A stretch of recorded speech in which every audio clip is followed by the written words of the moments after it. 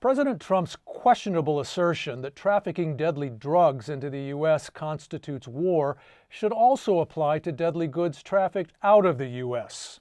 So, American gun traffickers, beware. You're now missile targets too. Hi, I'm Tim Padgett, WLRN's America's editor, and this is America's Decoded, my commentary on Latin America, the Caribbean, and their key relationship with the U.S. Let me know what you think.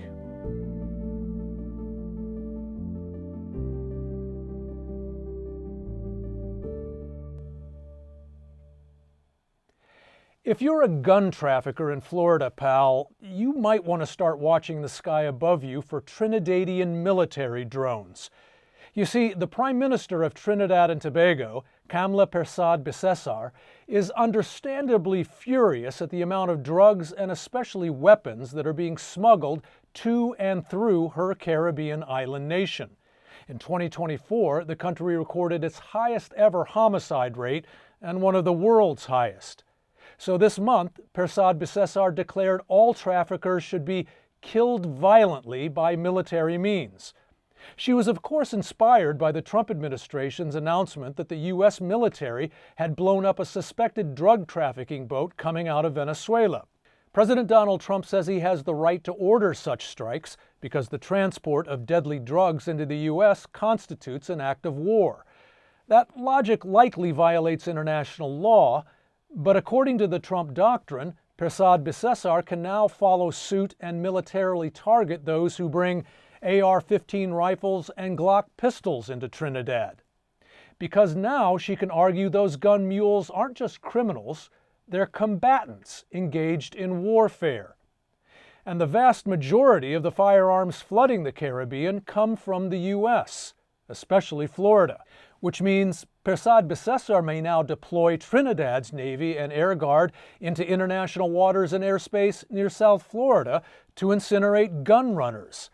The Caribbean can't rely on the U.S. justice system to curtail gun trafficking, so it's got to use mortars instead of magistrates to get the job done, right?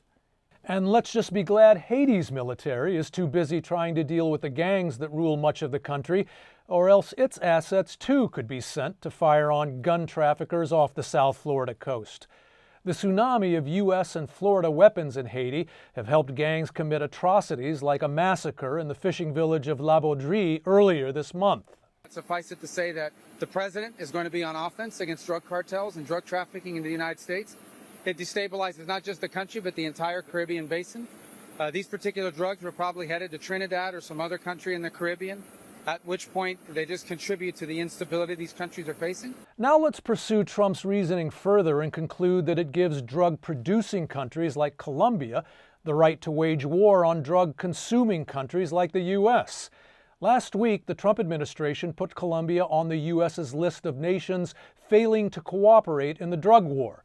We can debate whether or not it was deserved, but one valid claim leftist President Gustavo Petro does make is that Colombia wouldn't keep seeing rising levels of cocaine supply if cocaine demand didn't keep rising in the U.S.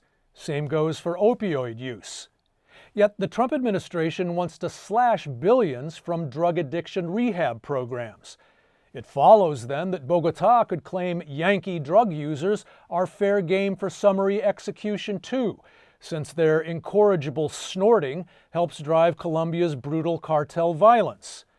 So could Colombia's military rain missiles down on South Beach nightclubs? Consult the Trump doctrine.